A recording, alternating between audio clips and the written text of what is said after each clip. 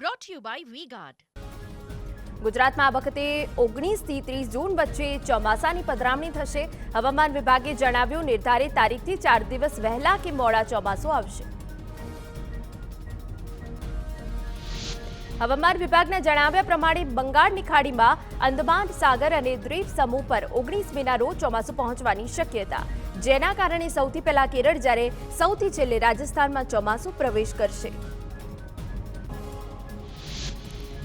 રાજ્યમાં ગાજવીજ સાથે વરસાદી આગાહી. અમદાવાદ, બનાસકાંઠા, પાટણ, મહેસાણા ઉપરાંત દાહોદમાં વરસાદ પડવાનું અનુમાન.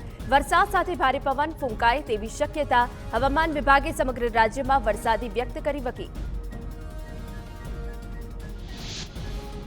વરસાદી માહોલ વચ્ચે હવામાન વિભાગની ચિંતાજનક આગાહી. રાજ્યના 5 જિલ્લાઓને કરવો પડશે હીટવેવનો સામનો. આગામી દિવસોમાં ભીષણ ગરમી પડવાનું અનુમાન. ભાવનગર, પોરબંદર, સુરત, વલસાડ અને કચ્છમાં હીટવેવ પડવાની શક્યતા. ગીર સોમનાથના જેતપુર નેશનલ હાઈવે પરથી ચોખા ભરેલો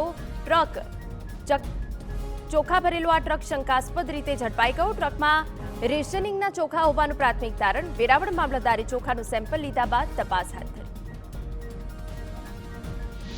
દર્દીઓ માટે રાહતના સમાચાર. સરકારે 41 જીવનરક્ષક દવાઓની કિંમતમાં કર્યો 50%થી વધુનો ઘટાડો. અગાઉ એનપીપીએ ડાયાબિટીસ, હાઇપરટેન્શનની દવા સારવારમાં ઉપયોગમાં લેવાતી દવાઓના ભાવ ઘટાડ્યા હતા. Brought to you by V-Guard.